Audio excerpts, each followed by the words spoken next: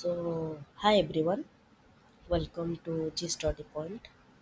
ପିଲାମାନେ ଆମେ ଲାଷ୍ଟ କ୍ଲାସ୍ରେ ପଢ଼ିଥିଲେ ଗତିର ସମୀକରଣ ଯେଉଁଥିରେ କି ପ୍ରଥମ ଗତି ସମୀକରଣ ପଢ଼ିଥିଲେ। ବର୍ତ୍ତମାନ ଦେଖିବା ପ୍ରଥମ ଗତି ତିନିଟା ସମୀକରଣ, ସେଥିରୁ ପ୍ରଥମ ଗତି ସମୀକରଣ କ'ଣ ଥିଲା?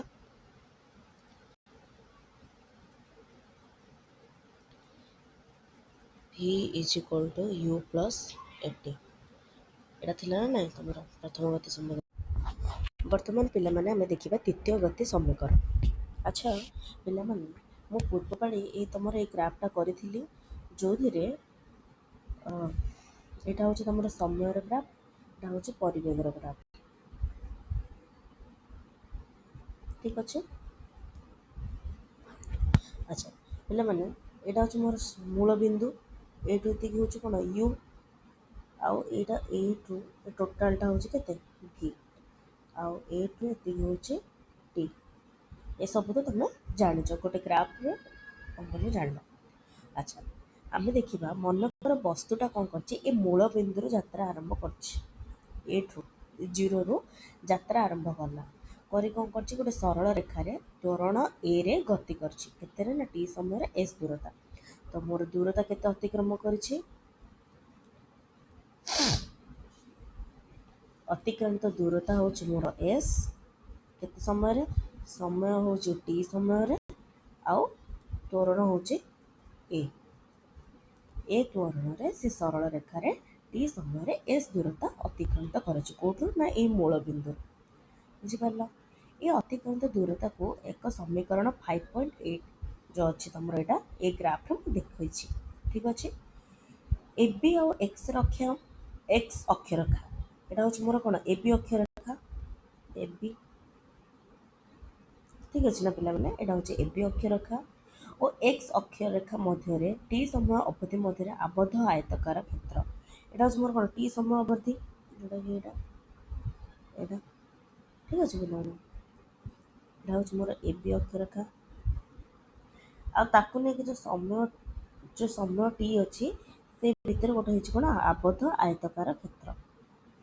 ଟୋଟାଲ ଗୋଟେ ଆବଦ୍ଧ ଆୟତକାର କ୍ଷେତ୍ର।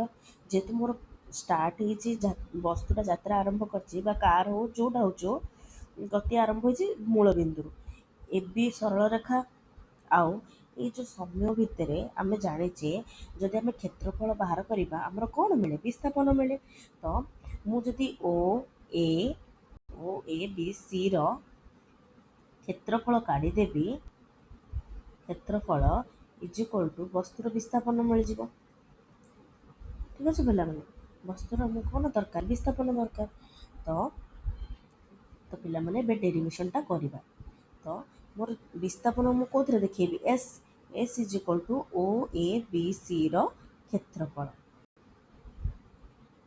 ଆଚ୍ଛା ପିଲାମାନେ, ଓ ଏ ବି ସି ଏଇଟା ଗୋଟେ ଦେଖୁଛ ନା ନାଇଁ? ଏଇଟା ଗୋଟେ ପ୍ରକାର କ'ଣ ଟ୍ରାପିଜିୟମ୍, ଯାହାକୁ କି ଆମେ କ'ଣ କରିବା, ଏମିତି ଭାଗ କରିଦେବା।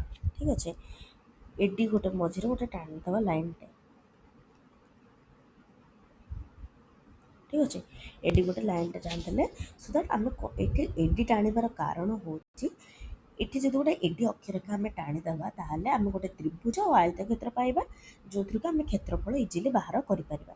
ତ କେମିତି କାଢ଼ିବ ଓ ଏ ବି ସି ର କ୍ଷେତ୍ରଫଳ? ପ୍ରଥମେ ତ୍ରିଭୁଜ ଏ ବି ଡି ର କ୍ଷେତ୍ରଫଳ ମିଶ୍ରଣ ଚତୁର୍ଭୁଜ ଯେଉଁଟାକି ଆୟତକ୍ଷେତ୍ର ଏ ଡି ସି ଓ, ମାନେ ଏ ଓ ସି ଡି ର କ୍ଷେତ୍ରଫଳ। ଠିକ୍ ଅଛି। ଏ ଆୟତକ୍ଷେତ୍ର ଗୋଟେ ହେଉଛି ଏ ତ୍ରିଭୁଜ, ଅଲଗା କଲର୍ ଦେଖାଉଛି, ଗୋଟେ ହେଉଛି ଏ ତ୍ରିଭୁଜର, ଦେଖାଯାଉନି ଗୋଟେ ହେଉଛି ଏ ତ୍ରିଭୁଜର କ୍ଷେତ୍ରଫଳ। ମୋର ଟୋଟାଲ୍ ଚତୁର୍ଭୁଜର କାଢ଼ିବାର ଅଛି। ତ ମୁଁ କ'ଣ କରିବି, ଗୋଟେ ଏ ତ୍ରିଭୁଜର କ୍ଷେତ୍ରଫଳଟା କାଢ଼ିଦେବି, ଆଉ ଗୋଟେ ଏ ଆୟତକ୍ଷେତ୍ରର କ୍ଷେତ୍ରଫଳଟା କାଢ଼ିଦେବି। କାଢ଼ିଦେଲେ ମୋତେ କ'ଣ ମିଳିଯିବ? ମୋର ଟୋଟାଲ୍ ଓ ଏ ବି ସି ର କ୍ଷେତ୍ରଫଳ ମିଳିଯିବ, ଯାହାଦ୍ୱାରା କି ମୁଁ ମୋର ବିସ୍ଥାପନ କାଢ଼ିପାରିବି। ଆଚ୍ଛା ପିଲାମାନେ, ତମେମାନେ ଜାଣିଛ ଯେ ଗୋଟେ ତ୍ରିଭୁଜର କ୍ଷେତ୍ରଫଳର ସୂତ୍ର କ'ଣ? ହାଫ୍ ଇଣ୍ଟୁ ଭୂମି ଇଣ୍ଟୁ ଉଚ୍ଚତା। ठीक कि ना मुझे लिखिदेवी ये half into a b d रे भूमि हूँ कौन ए डी उच्चता हो मोर कौन b t half into a d into b t ठीक अच्छे आयतक्षेत्र क्षेत्रफल कौन दैर्घ्य इंटू प्रस्थ तो मुझे लिखिपारि ओ सी इंटू एटा कौन ओ ए बुझिपार पिला मैंने एटी को हाफ रही एडी एडी हूँ कौटा यहाँ एडी हेल्ले मोर कौन आसो टी आसो टी बी डी अच्छा पिला माने बीटी काढ़ा पूर्व मु तुमको कहीदिए अच्छा टोटाल बीसी हूँ केते भी से डीटी हूँ यू चित्र ही तुमको देखी दूसरे तुमको सुविधा हम ठीक है पिला माने एठू एतिक हूँ जो बीसी हूँ भी एठू एतिक हूँ यू ताहले बीडी मोर केते आसीबो टोटाल भी रु यू माइनस करदेले तो गोटे लिखिदेवे मोर बीडी इज इक्वल टू भी माइनस यू ठीक अच्छे प्लस ओसी ओसी केते यू ओसीटा यू कि ना ओसी हूँ टी ओ ए हूँ यू ठीक अच्छे तो हाफ इंटू टी इंटू अच्छा पिला माने मोर प्रथम समीकरण आसला v is equal to u plus a t अच्छा मुझे एठू भी माइनस यू करदेवी मोर एटी आसो कि ना तो मु भी माइनस यू बदल में एटी पकई पारि पकईदेली तो सीटा आसला यू टी अच्छा पिला माने एटी टी तो कौन हो half a t square plus u t तो मुझे लिखिपारि कि ना लास्ट मोर final s is equal to u t plus half a t square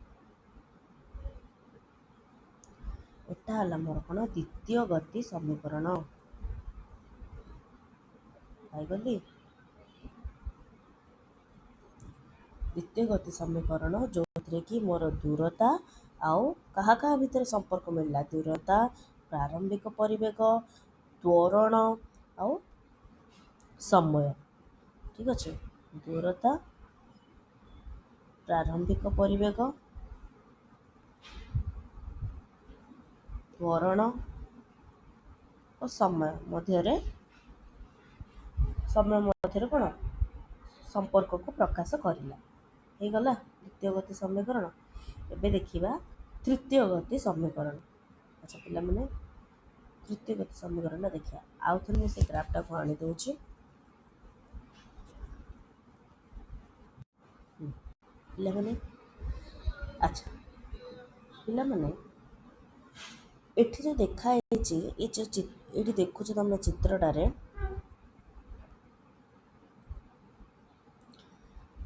वस्तुर समय परिवेक ग्राफटी वस्तुटी टी समय मध्य अतिक्रांत करिथिबा दूरता एस को आमे अन्य एक प्रकार लिखिपर अच्छा माने अन्य एक समीकरण भी लिखिपर आमे तो जाने ना गोटे वस्तुटा टी समय से कौन कर टी समय भी तार प्रारंभ करिछि यू रो अंतिम करिछि भी रो आ एस होछि तार कौन विस्थापन तो आम आपको अलग वे भी लिखिपर जदि ए ओ ए बी सी जो आम ट्रापिजियम अच्छी तार क्षेत्रफलटा आम केमी काढ़ी ये त्रिभुज आयत क्षेत्र क्षेत्रफल काढ़ी आम अलग वे केमी काढ़ा ना लिखा S is equal to O A B C trapezium गोटे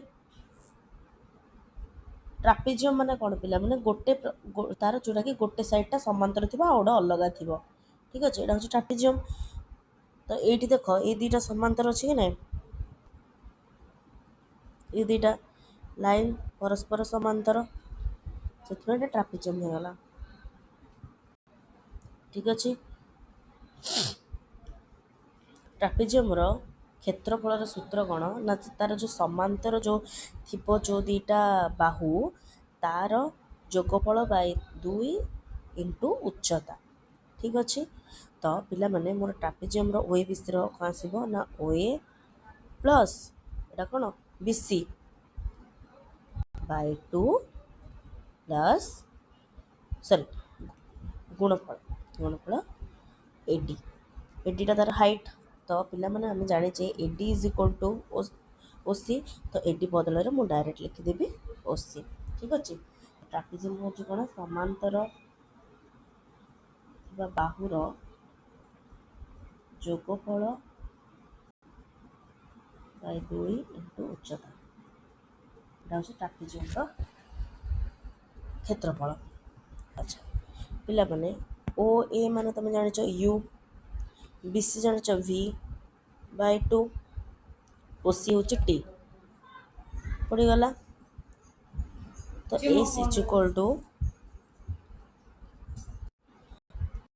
पलि आसला तो ये मुझे लिखिपारि एस इज इक्वल टू एतिक आसला है ना पे मैंने प्रथम समीकरण जाचे v is equal to u plus a t ठीक अच्छे। तो a t is equal to v minus u आम आगुरी जाने a t is equal to v minus u तो t is equal to v minus u by a ठीक अच्छे। तो मुझे टी भैल्यूटा पकईदेवी u plus v by 2 a t गुणफल भि माइनस यू बाय ए तो मोर फाइनाल पलि आसो s is equal to u plus v into v minus u अच्छे तो ये भि प्लस यू कर दूसरी जेहेतु तुम काढ़ अच्छे बाय 2 तो मोर ये कौन पलि भि प्लस यू भि माइनस यू भि square minus you square by 2a ठीक अच्छे। तो ये फाइनाली मोर पलि आसो 2as इज इक्वल टू भि स्क्वायर माइनस यू स्क्वायर तो मुझे कौन लिखिपारि भि स्क्वायर इज इक्वल टू भि स्क्वायर जब एपट आस यू स्क्वायर प्लस 2as ठीक अच्छे। यहाँ हो कौन तृतीय गति समीकरण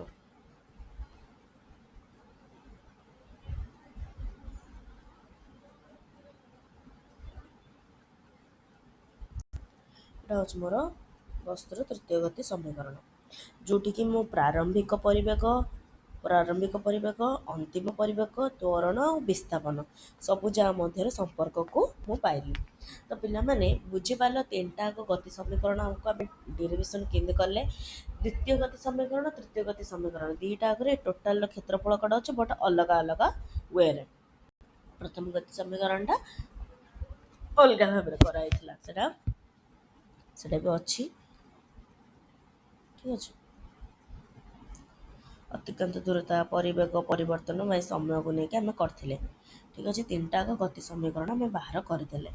बर्तमान पे आम देखा तुम बुक रे किसी क्वेश्चन अच्छे तुम निजे चेष्टा कर ना गोटे स्पेसिफिक अलग वीडियो आनी जो कि क्वेश्चन प्रैक्टिस करवा एबे खाली पाठ थ्योरी जहाँ अच्छे पढ़ीदे ठीक अच्छे।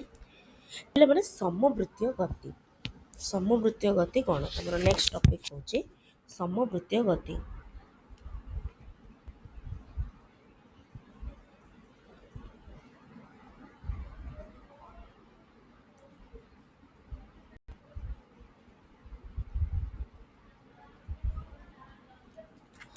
अच्छा पिला माने कौन से वस्तुर परिवेगर परिवर्तन हेले आम वस्तुटा को त्वरान्वित होउछि बोली कहिबा ठीक अच्छे। परिवेगर परिवर्तन परिवेगर परिमाण किंबा दिग किंबा उभय परिवर्तन जो होता है गोटे परिवेगर परिवर्तन एदर दिग जो हो पार ना परिवेगर परिमाण जो हो पार ताहले आमे कहिपारिबा एमिति किछि गतिर उदाहरण जो थे कि परिवेगर परिमाण में कौन से परिवर्तन हेनी मात्र दिगरे परिवर्तन होथुबो केवल दिग चेंज हो बट परिवेग चेंज हो से प्रकार गति को आम वृत्ताकार गति बोली कहबा जदि गोटे गोल एमती नहीं जिबा से कौन गोल गोल गोल गोल गोल गोल घूमी बुलिला तो परिवेगर परिवर्तन है बट तार प्रति बिंदु रे तार कौन है दिग परिवर्तन है ए बिंदुर दिग इयाडे ए बिंदुर इयाडे ए बिंदुर दिग इयाडे एमती परिवर्तन होता है यही प्रकार गति को आम समवृत्तीय गति बोली कहूचे। अच्छा पे मैंने आम जाने परिवेग गोटे सदृश राशि जी कि बहुत दिग आउ परिमाण उपर निर्भर करे। तो जेहेतु मतलब परिवेगर परिमाणटा चेंज हेलानी दिग परिवर्तन है, तो से प्रकार गति को आम कौन कौचे तार समवृत्तीय गति बोली आम कहवा। तो समवृत्तीय गतिर डेफिनेसन आम लिखिपर जेतेबेले कौन से वस्तु वृत्ताकार गति रे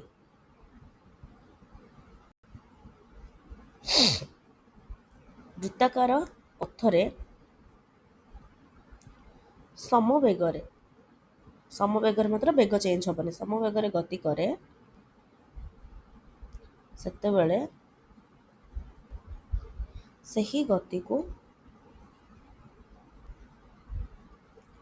समवृत्तीय गति कहा जाए।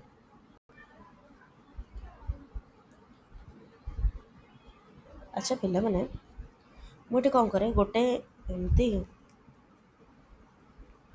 तो फ्री हेनी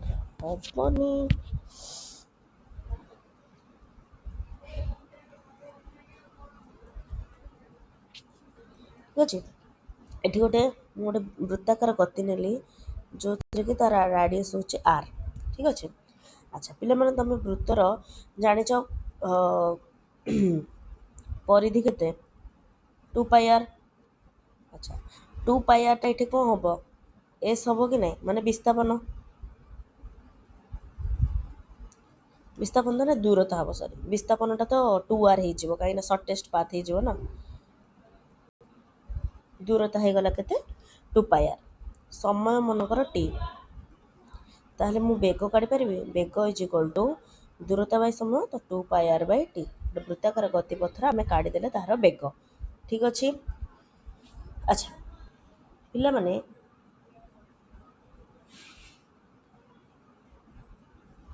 आम देखिल जे गोटे वृत्ताकार गति रे आम कौन होचे ना अस माने जितेबाला आम अच्छा पिला माने ये तो बुझला समवृत्तीय गति आउ गोटे जिनस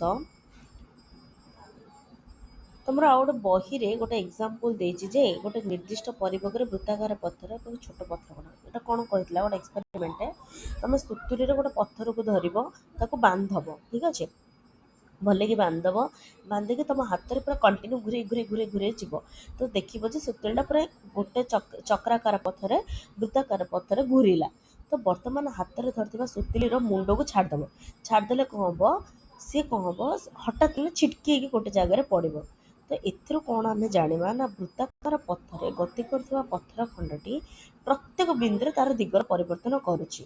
आउ तुम देख जितेबाला खेल प्रतियोगितार जड़े हामर बा डिस्कस फिंगे से हामर बा डिस्कस थ्रो जो थालिया फिंगारे देख जो डिस्कस थ्रो जो मैंने करती फिंगे से हामर बा डिस्कसटा निज हाथर पापुली रे धरी किछि घेरा इमती बुलेकी फिंगेब इमती पछक आणुव केमती देखेबी तुम मानक तुम देखिद डिस्कसटा को धरिकी एमती टे पछक आण घेरा बुलेब बुलेब पुणी छाड़ती तो से फिंगिला बेले तार हाथ पापुलीर गतिर दिग जो आड़क थाए हामर बा डिस्क से ही दिग आड़े सरल रेखार गति करी आग को चली जाए। तो प्रति क्षेत्र में तार दिग परिवर्तन होता जो तुम हाथर दिगटा जो पटे फिंगिला बेलू थी से पटे ही गति कर।